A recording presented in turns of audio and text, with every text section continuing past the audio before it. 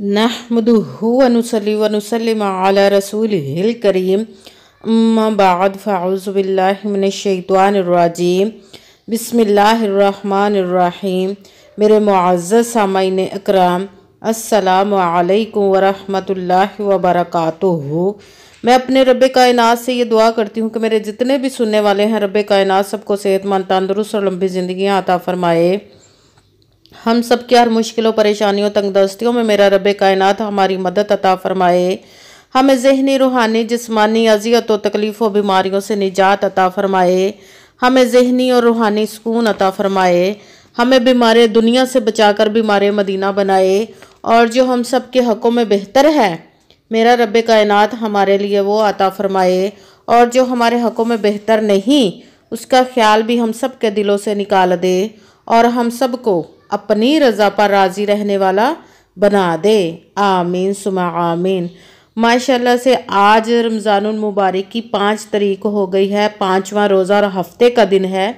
जो भी इस वजीफ़े को आज के दिन पढ़ेगा अल्लाह पाक उस पर अपना खुसूसी करम अनायत फरमा देगा और अपने गैबी ख़जानों के फ़रिश्तों को फरमाएगा कि जाओ इस बंदे को गैबी ख़जानों से इतनी दौलत अता फरमा कर आओ कि उसे किसी चीज़ की कमी ना रह जाए। ये गैबी ख़जाने की दौलत लेने का पावरफुल और ख़ास वजीफ़ा है। अगर आप इस वजीफ़े को किसी और मकसद के लिए भी करते हैं, ज़िंदगी में बहुत सारे मसले होते हैं, आपकी औलाद नहीं है या आपका कारोबार नहीं है या आपका अपना घर नहीं है, आप पर बहुत ज़्यादा कर्ज है या बहुत ज़्यादा बीमार हैं, आपके बच्चों की शादियां नहीं हो रही या आपकी ख़ुद की शादी नहीं हो रही, आप किसी भी मकसद, किसी भी हाजत के लिए इस वजीफ़े को आज के दिन कर सकते हैं। तो रब्बे कायनात इस वजीफ़े को करते ही आप पर खुसूसी नज़र अनायत फरमा देगा और आपकी हर नेक और जायज़ हाजात को कबूल व मंजूर अता फरमाएगा, आपकी तमाम मुरादों को पूरा फरमा देगा।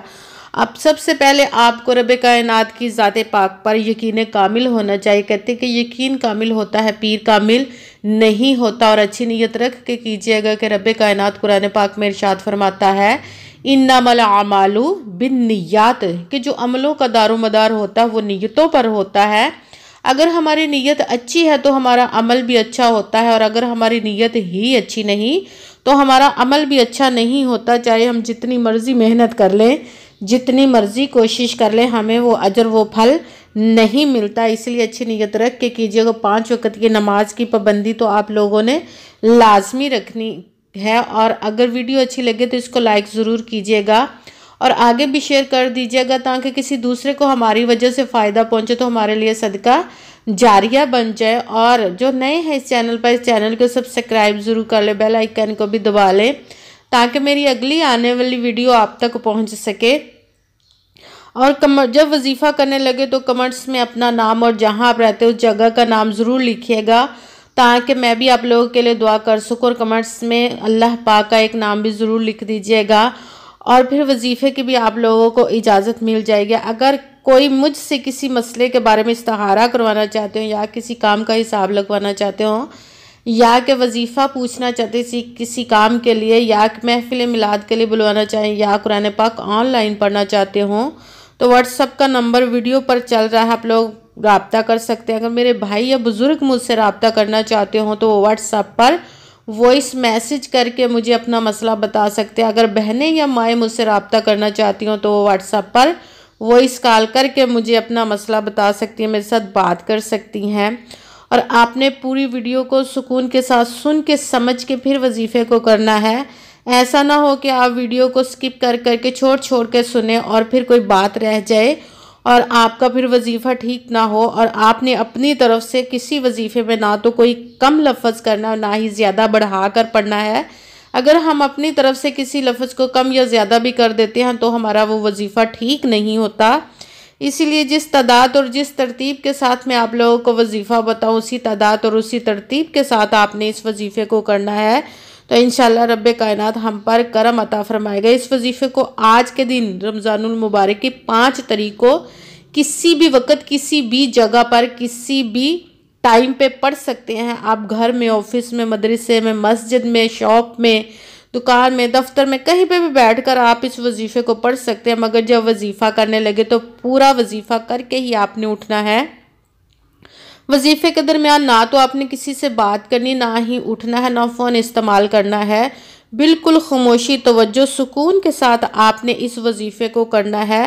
انشاءاللہ رب کائنات ہم پر کرم عطا فرمائے گا۔ آج کے دن آپ اس کو چاہے 1 مرتبہ پڑھ لیں، چاہے 2-3 مرتبہ بھی پڑھ سکتے ہیں۔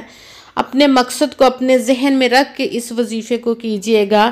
جب وظیفہ کرنے لگیں تو آپ نے خلوص نیت کے ساتھ رب کائنات پر پختہ یقین رکھ کے اس وظیفے کو کرنا ہے۔ سب سے پہلے وضو کر کے آپ آج کے دن کسی بھی وقت کسی بھی جگہ پر بیٹھ کے اس کو پڑھ سکتے ہیں۔ سب سے پہلے 1 مرتبہ آپ نے درود پاک پڑھنا ہے۔ کوئی سا بھی درود پاک پڑھ سکتے ہیں، مگر بہتر ہے کہ درود ابراہیمی جو نماز میں پڑھا جاتا ہے وہ والا درود پاک 1 مرتبہ پڑھ کر اپنے وظیفے کو شروع کر لیں۔ اس کے جب آپ نے درود پاک پڑھ لیا تو آپ نے اس کے ساتھ ہی استغفر اللہ، استغفر اللہ، استغفر اللہ، اس کو آپ نے 3 مرتبہ پڑھنا ہے۔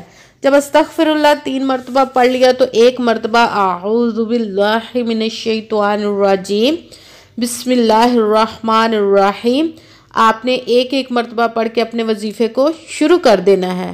پہلے نمبر پر جو وظیفہ پڑھنا ہے وہ رب کائنات کے ہے کہ یا مسبب الاسباب، یا مسبب الاسباب، یا مسبب الاسباب، اس کو آپ نے 7 مرتبہ 7 ٹائم پڑھ کے اس کے ساتھ ہی دوسرے نمبر والا وظیفہ شروع کر دینا ہے۔ دوسرے نمبر پر رب کائنات کے اسم مبارک ہے وہ ہے یا غفارو، یا غفارو، یا غفارو، اس کو بھی آپ نے 7 مرتبہ 7 ٹائم ہی پڑھنا ہے۔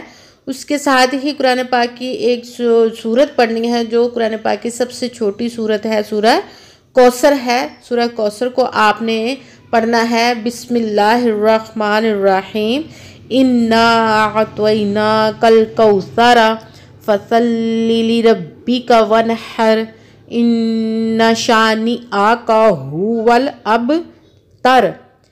سورہ کوثر کو آپ نے 3 مرتبہ پڑھنا، 3 ٹائم پڑھنا ہے۔ سب سے پہلے آپ نے 1 مرتبہ درود پاک پڑھا، اس کے ساتھ ہی 3 مرتبہ استغفر اللہ، اس کو آپ نے 3 مرتبہ پڑھنا ہے۔ اس کے بعد آپ نے 1 مرتبہ اعوذ باللہ اور بسم اللہ شریف پوری پڑھنی ہے۔ اس کے ساتھ ہی آپ نے وظیفہ شروع کر دینا ہے۔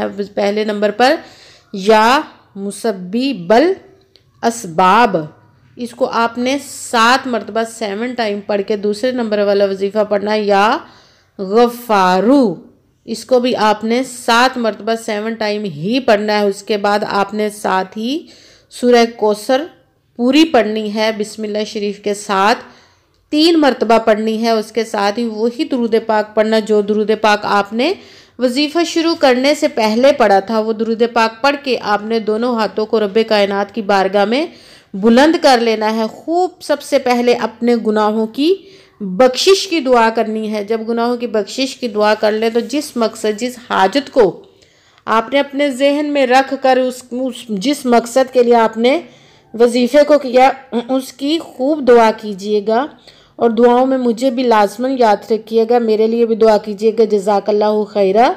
رب کائنات سے دعا کرتے ہیں کہ جس مقصد جس حاجت کے لیے آپ نے یہ وظیفہ کیا، رب کائنات آپ کی تمام زندگی کی حاجات و مرادوں کو جو نیک و جائز ہیں سب کو اپنے حکم سے قبول و منظور عطا فرمائے، کیونکہ وہ رب ہے، اس کے دستے قدرت سے کوئی چیز باہر نہیں، اس کے کن کہنے کی دیر ہے اور فیکون ہو جاتا ہے۔ صرف اسی پر اپنا اعتماد اور بھروسہ رکھ کے اس وظیفے کو کیجئے گا۔ انشاءاللہ رب کائنات اس پیارے پیارے ماہ مبارک کے صدقے اپنے حکم سے آپ کی نیک و جائز تمام حاجات کو قبول و منظور عطا فرمائے گا انشاءاللہ العزیز، آمین ثم آمین۔ السلام علیکم ورحمۃ اللہ وبرکاتہ۔